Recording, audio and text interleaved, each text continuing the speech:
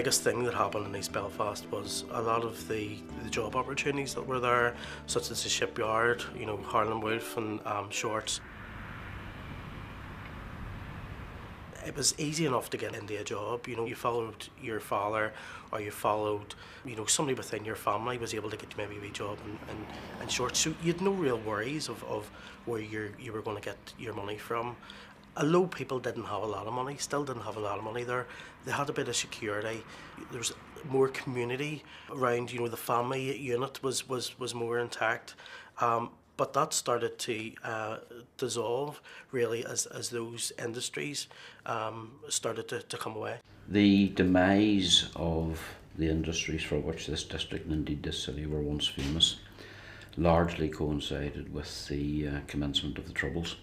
The linen industry, for example, the old unionist government had rather successfully diverted into new modern technologies, rayon and nylon and a whole range of other products. Unfortunately, they were not located in the areas where the jobs that were lost were.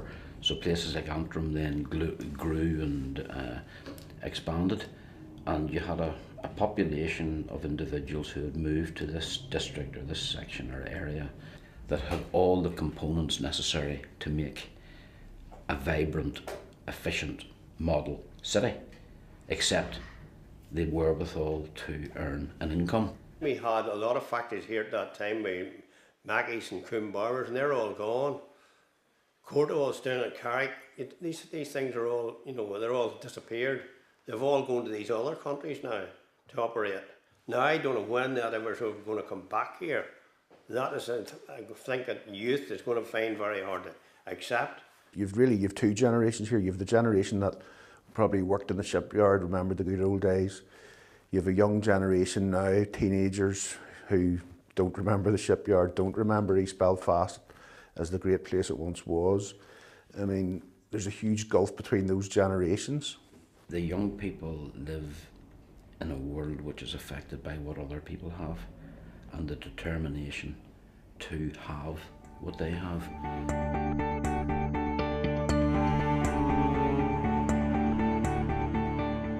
It was much easier as regards when you did grow up to be able to get a job, whereas now I do really feel sorry for young people and they can't get jobs, and I feel sorry for some parents because from what I can hear, some teenagers really just do whatever they like and their parents are always wondering where the devil they are, which is a bad thing, you know. I'm studying uniform public services at the minute, and it's like looking into how the police service and all the armed forces and stuff work, and I kind of had it into wanted to be a Royal Marine and then see how hard it is, and then went, well, maybe not a Marine, but I'll go to the next best thing, I'll be a police officer. And then everything you do was involved around paperwork, and you spent more time in an office than you did actually out stopping crime.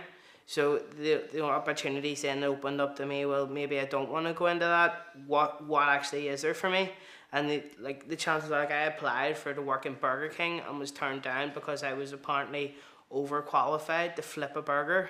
Like, how does that work? I have 6 GCSEs and I'm overqualified. So it's kind of difficult, but it's kind of something you're going to have to, I have to live with. It's very hard for you to get a job because I think when I look back on it, we were fortunate there was jobs here, but the money was put in. Today, the money was put into the European countries where there's not the same money being put in, they're not the same interest. Diverting work here. People were coming from Germany and America and all to put up factories here. Today, that's not happening. Mates I talk till now, even my cousin, I talk till he's in the army, so he is. They've been out in Afghanistan a couple of times. There's my own stepbrother, he's out in Afghanistan. And he told me the reason why he joined the army, it was because he didn't have a choice in the matter. There was no jobs or nothing about. So he just didn't have a choice. And I've had my mum's friends, them have immigrated, they to the States, all over the world, because there is nothing in East Belfast. Especially even for the young ones that do, it's very rarely. And I think that's my point of view, that's why I like to good luck with my mates and all our people in those out, all young ones, 13, 14, out drinking and all their things they got there.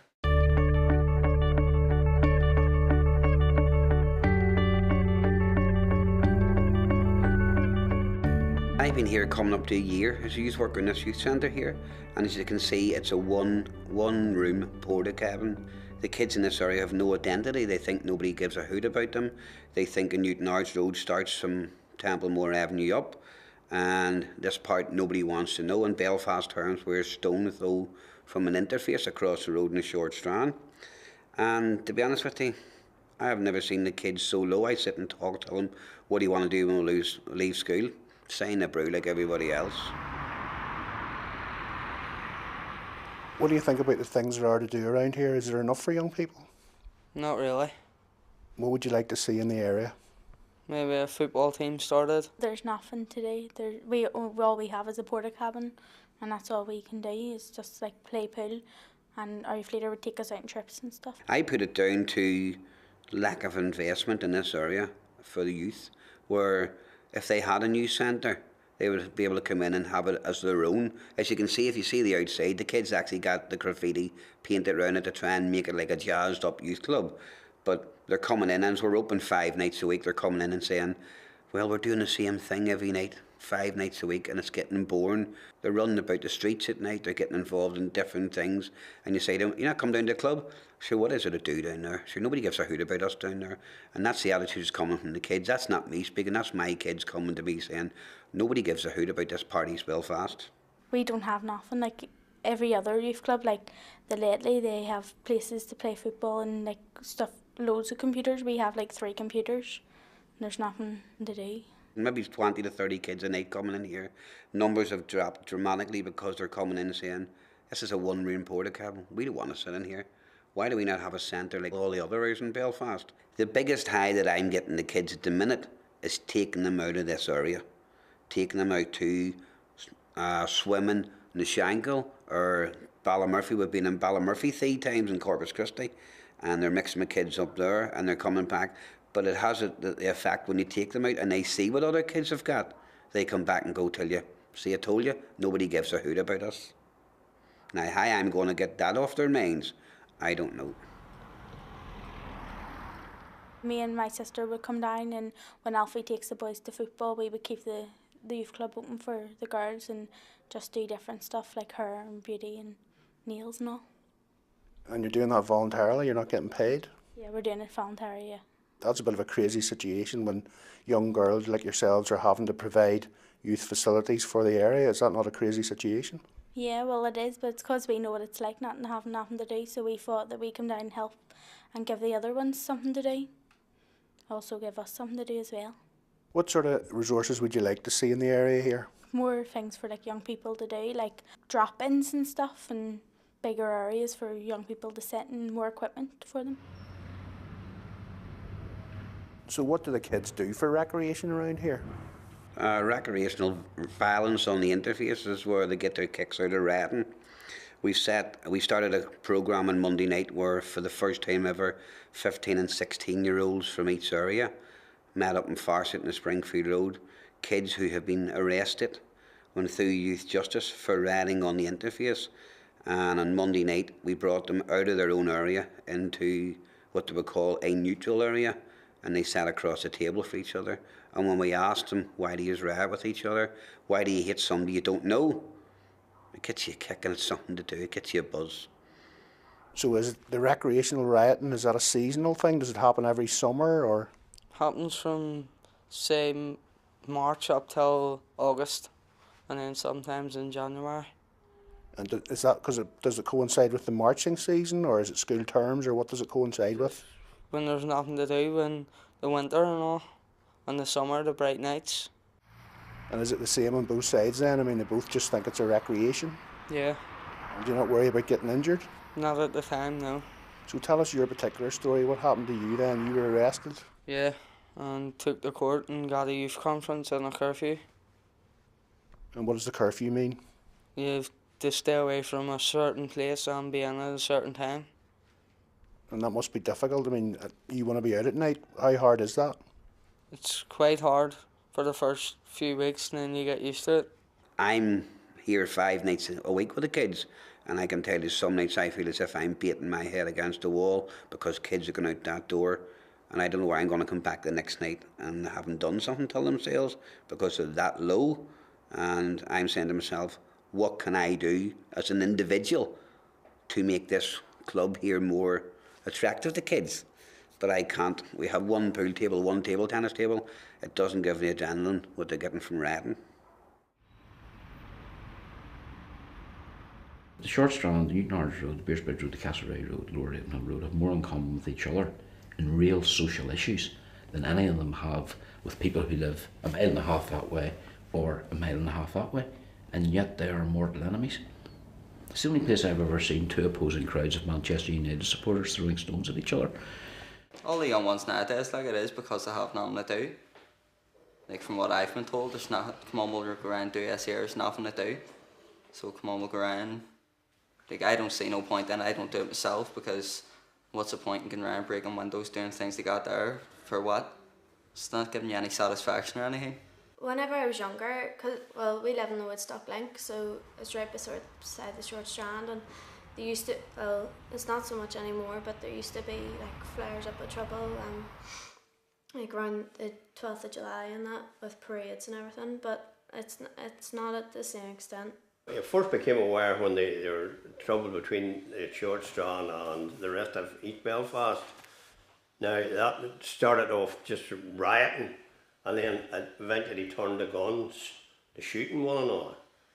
And this is, kept building up. And then the likes of these things now, I think, done harm to jobs, no matter what anybody can say, because that meant that people felt uneasy coming here, even to come about, even to think about getting work done. They were very uneasy, or even do repair job for anybody here that had to come from outside. And these things, I think, help to destroy jobs here, no matter what anyone says about it. My dad there, he told me about it all, like, about, well, a good lot of years ago, East Belfast, it used to be, like you say, they're strong. And whenever all the troubles had started, it started just breaking it down bit by bit. Now the troubles, well, they're not on, like, but there be, like, so all the young ones on both sides, like be throwing battles and giving the cops hassle, all the things they got there. So basically, Kyle, last summer you were a rioter. What do you want to be next summer? Trainee youth leader, or get a job until I can do the courses. Obviously, because what you've done in the youth club here has helped you. Yeah. Where do you think you'd be now if it wasn't for Alfie and the other people in the club here? Could maybe be looking to go inside in jail. They're no different than any other kids throughout Belfast, but people in other areas who have big centres, have things to do, have their identity. The kids identify themselves. Where are you from? Pitt Park, not East Belfast, Pitt Park, which tells a lot that they don't feel part of the East Belfast community. A year ago, you'd have been daggers drawn with the Short Strand. How do you feel about them now? Bit anxious, but I do cross community, and we're doing stuff with them, and they're okay now. Some of the politicians need to get off their high horse and Stormont and come down here some nights and see what the kids are doing. My numbers dropped to 4 on Sunday night, and I drove around the Lower Newton Ards Road trying to find the kids, and I couldn't find any of them anywhere. Last Thursday night, I finished at 10 o'clock and I drove around the Newton Ards Road as I do to see the ones who aren't coming, to try and see them why they're not coming. And I drove into a riot in the bottom of Castlereagh Street where they were out fighting each other from the Strand and Castlereagh Street.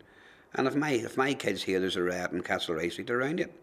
So what I'm saying is that somebody somewhere needs to take an interest in this part of Newton Ards Road and get it back to what it used to be years ago, when their fathers had jobs and everybody was happy and everybody had money. Like some of the kids who come here and they can't even afford to pay their pound money in. There's a large number of people, not everyone, but a large number of people in this district who from the day on where they're born are consigned or predestined to minimum wage and low skilled jobs. That has an impact then on the money that's available in the area, the way in which people are capable of financing their own homes. So you get a general air of depression and of slippage, and it does not become a place where people want to live. The redevelopment where it has occurred has produced nice houses, but it has not provided people with the wherewithal to turn those houses into homes.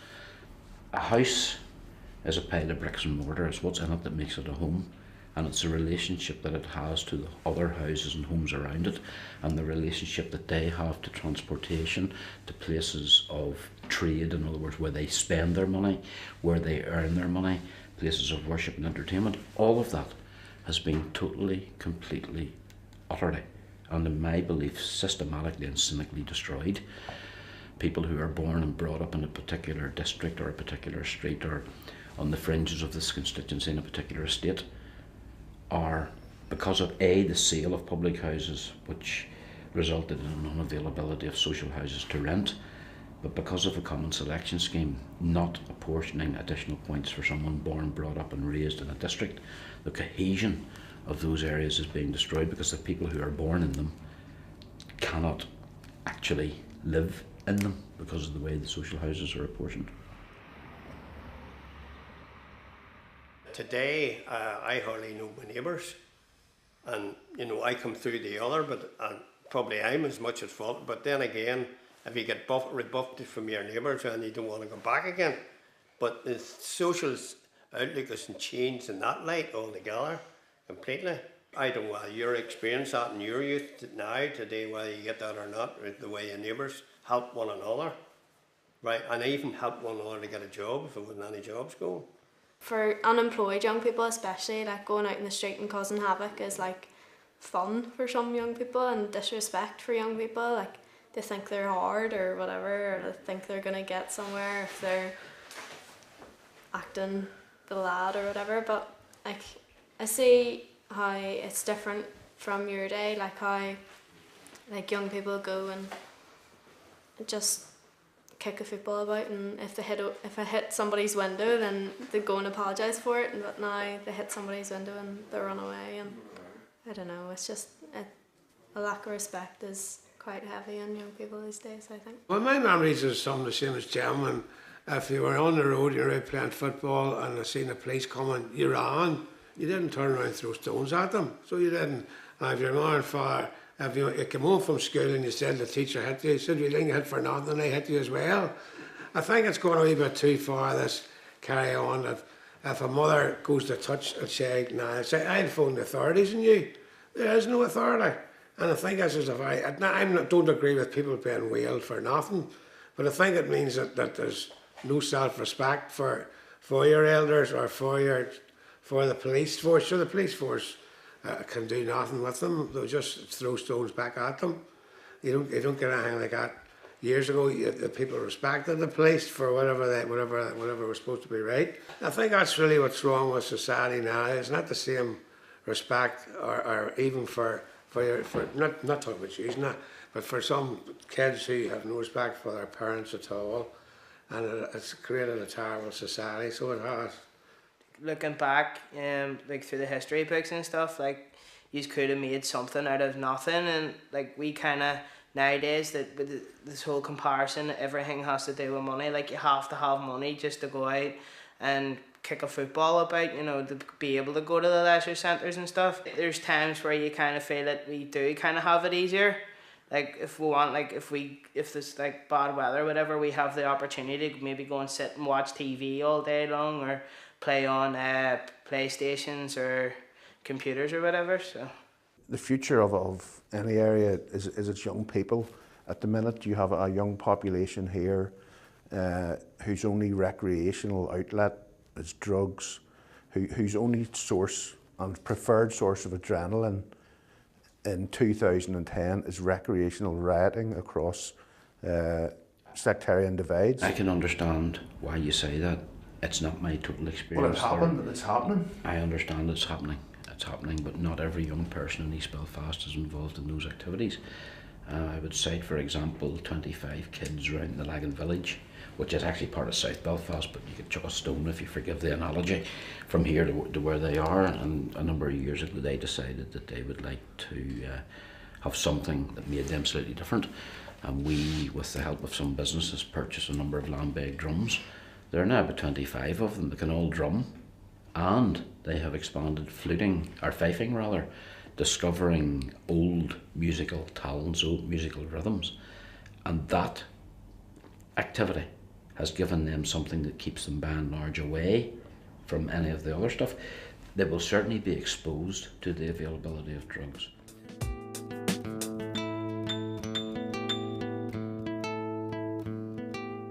Drugs is a problem in every part of Belfast, and I run a drugs course on a Tuesday night where the kids are told the dangers of taking drugs, what they're taking.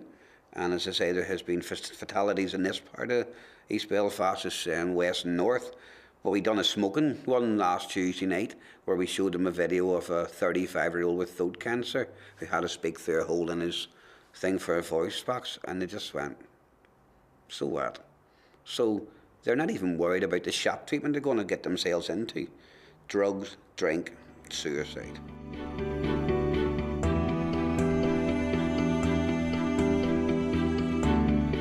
Has anybody ever heard of legal highs? Right, so there's been a few things in the papers, a few reported incidences, deaths, different things, and there's been a lot of reporting in the papers and TV programmes and news about legal highs. What I want to do is just touch on what you see as legal highs and really look at how safe they are, if safe at all. Okay. We've been working over in Ballymac Centre over the past number of weeks, just trying to raise awareness of the issues, the dangers and the risks around substance misuse. We were asked by the youth leader, Alfie McCrory, to come in. I know Alfie has talked recently about his recent death of his son through suicide, and it was linked to substance misuse.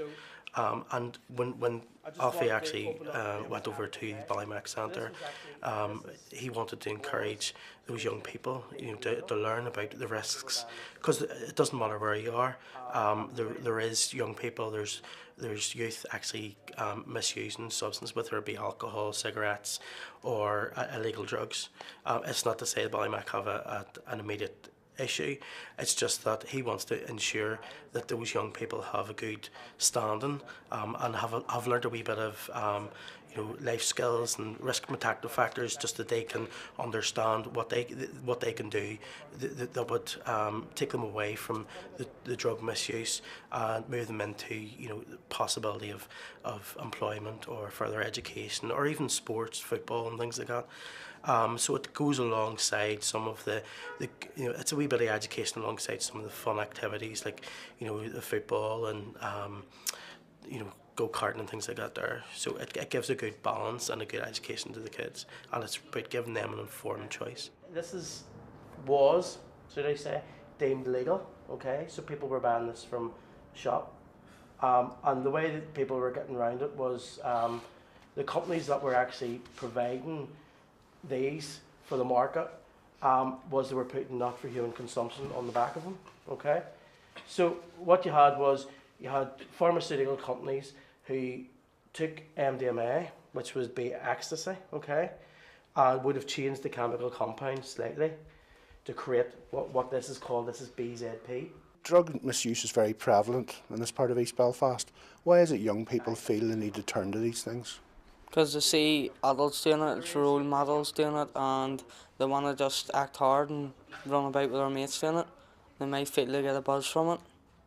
What about the inherent dangers of these types of drugs? Do they ever think about that? Not when they're doing it, but when they finish and they maybe get paranoia or something, then they do. To me, it's two things. One, peer pressure, and the other one is because there's nothing else to do. Whenever I had my dog or I took a walks, no late at night, and you'd been walking past entries and you'd see people sitting there. We always hear bottles, all things they got there, sniffing things, doing all stuff they got there, and I have been told there's nothing else to do. Like on a Saturday night now, it's like you might as well say it's like a youth club. Everyone's meeting together but only they're taking drugs. When you're a child, you've kind of got your own inner sanctuary. You've got your toys to play with, you've got your cartoons or whatever. And then as you start to get older, you start to come away from that. You start to come into the more social groups, going to youth clubs and stuff. And then once you kind of get into the pressure of 16, 17, 18, where in school your friends are saying, well, we're all going out drinking and doing the likes of cannabis and taking ecstasy or whatever, that there's the stuff to be doing. It must be very difficult because it's, you are telling me it's peer pressure, this is what you do, and it makes you grow up into be something which obviously it could destroy you, and you hear people actually dying, jumping off flimming roofs and all the rest of it has a kite. So it's a terrible society that way. I do feel sorry for people. It's far harder now than what it was when I was a young lad. That's what I'm trying to say. I think that I must say that I enjoyed my life from the day I was born till now, and I'm extremely lucky, and I've always tried to take a Christian attitude toward things and try to see everybody's point of view. You people are under pressure from these people who are trying to sell you drugs. We had nobody trying to sell us drink in them days. That was our own movement.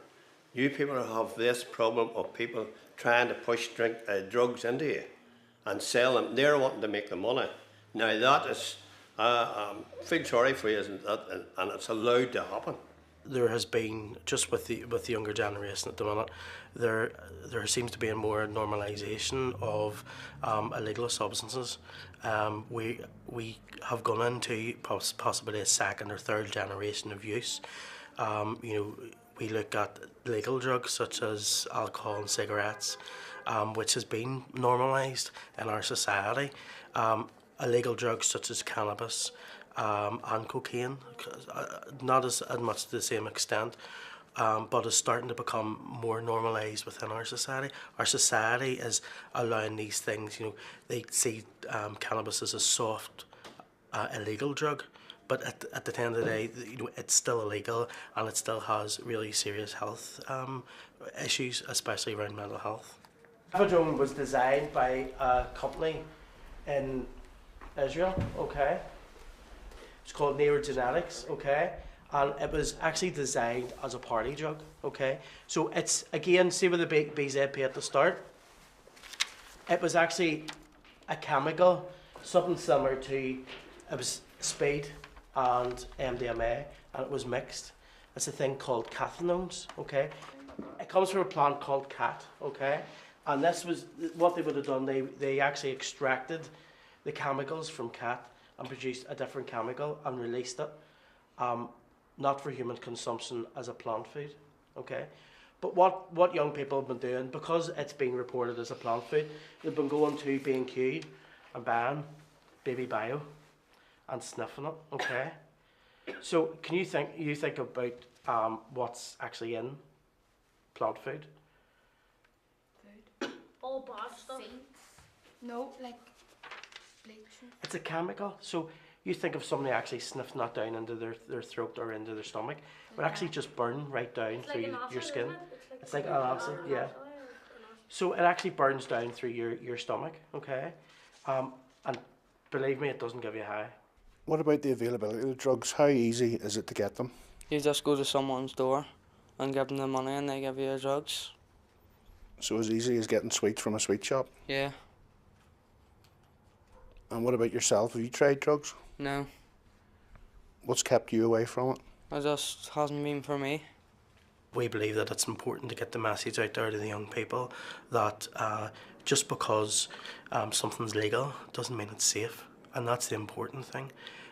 These substances aren't tested, they're not for human consumption, and if you're going to take something that people don't have any research into and don't know the risks, then you're going to end up in trouble. Methadone is probably one of the most highly addictive drugs that we have, okay, at the minute. There's not enough research into it to see what the effects are, okay. Some of the facts that we're seeing already with short-term use is nosebleeds, chemical burns, okay, from your mouth, your throat, and your stomach. Palpitations. It's actually a stimulant drug, okay, so it makes your heart race like really fast. Other things is paranoia, okay, so really paranoid about something. Anxiety and depression. We have actually heard of hallucinations, okay, so people actually physically seeing images and things like that there. There's been reported the possibility of 4 deaths, maybe not through suicide, but have been linked to drug misuse. methadone has been mentioned in each of the cases, but it's polydrug use, looking at methadone with alcohol or methadone with things like diazepam, so they haven't been put out, they haven't been confirmed, but we see the deaths in England, which have been confirmed, and also recently today, we actually see a lady saying that her son had been taking methadone and had committed suicide, and that has a big impact on the community as a whole. We have a huge rise over the past 5 years in the rates of suicide in Northern Ireland, and it's becoming an epidemic.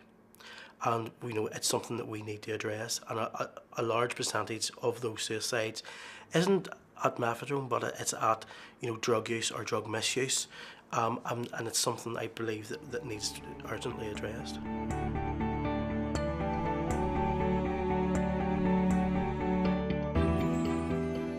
This district is now a shadow of its former self, and a whole generation of people have been consigned to educational underachievement, to industrial or employment inactivity, and to benefits dependency. I think the whole benefits culture is very bad because people can just lie back and some girl can get pregnant and say, oh, I need a home, and she gets it, which is a very bad thing. It doesn't really make for a good moral upbringing. Benefits are too easy because it is just making people lazy, because there is a lot of people just quitting their jobs and saying, oh, I might as well go out to the brew or whatever since you got there. But my granddad, he left school when he was 14, went into a restaurant business. So he did things he got there, became a chef, and then went on and done plumbing. All things he got there, so I do think it was easier back in them days to get jobs and all. So it wasn't, there was no such thing as benefits. The social security system is so complex that people despair. They know their need. They have a notion that the state will provide. The problem is, this state can no longer afford to provide at the level at which it previously did. And we will see a generation of people who are in the mire sinking deeper into the mire, and at the top of that we will see people struggling to get out of it. I have a couple of friends who claim benefits at the minute, and one of my friends got pregnant whenever she was 16 and she was doing her GCSEs, and she is now in her own house and claims benefits for a baby and everything, and like she thinks she's living the life. Like she thinks that like she's getting 49 quid a week for doing nothing, and the Republic as well is even worse. You get 249 quid or 49 euro for doing nothing. Hearing about that sort of thing for young people now, it's like, well, why should we work if we can claim benefits off the state and just do nothing and just hang about with our friends all day or go shopping all day or whatever, whereas some young people actually want to work and want to get a better life than those sort of people and have determination to do that. The difference between the remuneration for paid work and life on benefits is so small that some people actually can't afford to work. The imposition of minimum wage actually became maximum wage, and none of that is commensurate with getting up, getting on with it, doing something. All they hear are platitudes from politicians who earn, in real terms to them, enormous amounts of money, who have swish lifestyles, who have hundreds of suits and thousands of ties, which is fine when you haven't got laces for your trainers. We are coming out of a situation where we're moving into a peaceful society, supposedly with the cessation of violence through paramilitaries. So things are supposed to be getting better. But what we're actually seeing is with the credit crunch and with the actually reduction in services available, there is an increase of there's an increase of anxiety. There's a lack of jobs out there, and people that would have has got used to over the maybe last 10 years of a wee bit of extra money, a wee bit of extra disposable income, are now finding it very, very hard just to meet day-to-day basic, basic utilities like electric bills, the petrol has really went up through the roof, and this all has an impact on. We talked about young people, but it's more than just young people. The conditions are a whole lot better for me and the older generation today than what when I was growing up, and I wouldn't like to dismiss the things that we benefit of today to go back to some of the things we had in the past. Our medical help today is fantastic from what we had in the early days. I think it's fascinating hearing about like how life was back then, and I think for a day I'd love to live back, maybe go back for a day. Hearing about like my granny's story and that, like as a young woman then, you were getting married in your early or late teens, early 20s, and then having children and then being a housewife. But now, like as a young woman, you it's all career motivated, like you have to go to university and you have to go and get a good job, and then you're somebody. Like I would like to go back and just to get the whole feel of what you guys would have lived like. But saying that, like all the home comforts and stuff I have, like in my own home, the likes of a recliner chair in the house, just makes that a whole lot better. So I would say I'd rather like to live, just where like everything's where civilization starts to change. No doubt I'd rather live then. I couldn't cope with today. No, I'd rather live on my own era. From what my granddad's told me, I practically feel as if I do live in them days. I did live in them days. Like back in them era days, if the better facilities, things they got there, I prefer to live in them days because, like you said yourselves, there was a lot more respect. So there was no like throwing bricks at the police, all things they got there. So I'd rather have them days. I think society's a lot more motivated around like how people look and how people it's a lot more commercial than back in them days, and I think to live back in the 50s just for one day would be nice.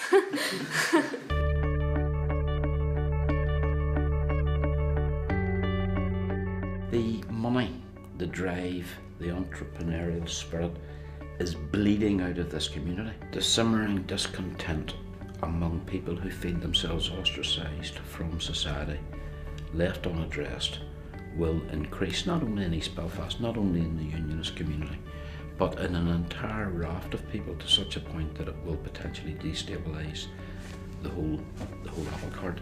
It needs to be addressed because it's the right thing to do, because it's socially unjust that a child born on the Newton Ards Road or the Albert Bridge Road or the Craigie Road should, at the date, time and postcode of its birth, be condemned to a certain course of life and nothing other than the postcode of its birth. That's a damnable thing. These are the people of the future. These are the fathers and the mothers of the future. And if we don't address it now while they're kids, when they get to 18, 20 and they start having kids of their own, God help what they're going to bring up. The salvation for East Belfast is for it to rediscover the necessity of education and to rediscover the fact that education leads to a job, job leads to employment, employment leads to money, money leads to independence, self-respect and pride. Belfast, East Belfast especially, it's left the outlaws just to bring it up bit by bit again.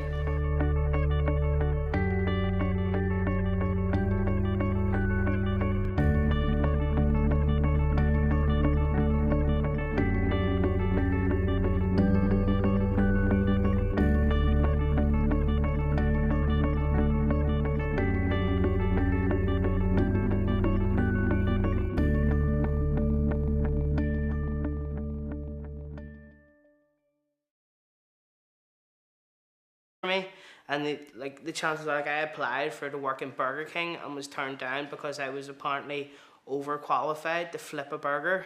Like, how does that work? I have 6 GCSEs and I'm overqualified, so it's kind of difficult, but it's kind of something you're going to have to, I have to live with. It's very hard for you to get a job because I think when I look back on it, we were fortunate there was jobs here, but the money was put in. Today, the money is put into the European countries where there's not the same money being put in, they're not the same interest, diverting work here.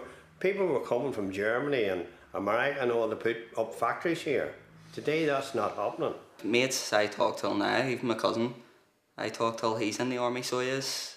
They've been out in Afghanistan a couple of times. There's my own stepbrother, he's out in Afghanistan. And he said, told me the reason why he joined the army, it was like, because he didn't. But that started to dissolve really as those industries started to come away. The demise of the industries for which this district and indeed this city were once famous largely coincided with the commencement of the Troubles. The linen industry, for example, the old unionist government had rather successfully diverted into new modern technologies, rayon and nylon and a whole range of other products. Unfortunately, they were not located in the areas where the jobs that were lost were.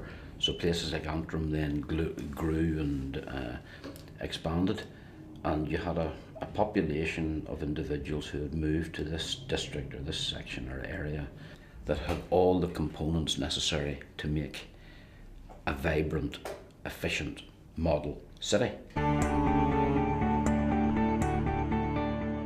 It was much easier as regards when you did grow up and were able to get a job, whereas now I do really feel sorry for young people if they can't get jobs, and I feel sorry for some parents, because from what I can hear, some teenagers really just do whatever they like, and their parents are always wondering where the devil they are, which is a bad thing, you know. I'm studying uniform public services at the minute, and it's like looking into how the police service and all the armed forces and stuff work, and I kind of had it into wanted to be a Royal Marine and then see how hard it is, and then went, well, maybe not a Marine, but I'll go to the next best thing, I'll be a police officer.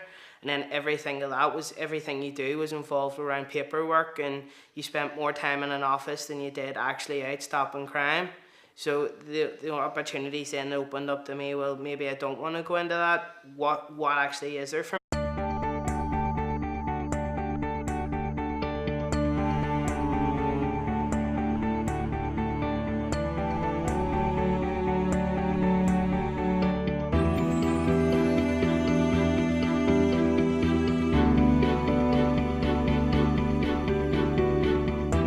The biggest thing that happened in East Belfast was a lot of the job opportunities that were there, such as the shipyard, you know, Harlan Wolff and Shorts. It was easy enough to get into a job. You know, you followed your father, or you followed, you know, somebody within your family was able to get you maybe a wee job and Shorts. So you had no real worries of where you were going to get your money from. Although people didn't have a lot of money, still didn't have a lot of money there, they had a bit of security. There was more community around, you know, the family unit was more intact. Except the wherewithal to earn an income. We had a lot of factories here at that time, Mackey's and Coombe Barbers, and they're all gone. Courtwall's down at Carrick, these things are all, you know, they're all disappeared. They've all gone to these other countries now to operate. Now, I don't know when that ever is going to come back here. That is, I think that youth is going to find very hard to accept. You've two generations here. You've the generation that probably worked in the shipyard, remember the good old days. You have a young generation now, teenagers who don't remember the shipyard, don't remember East Belfast as the great place it once was. I mean, there's a huge gulf between those generations. The young people live in a world which is affected by what other people have, and the determination to have what they have.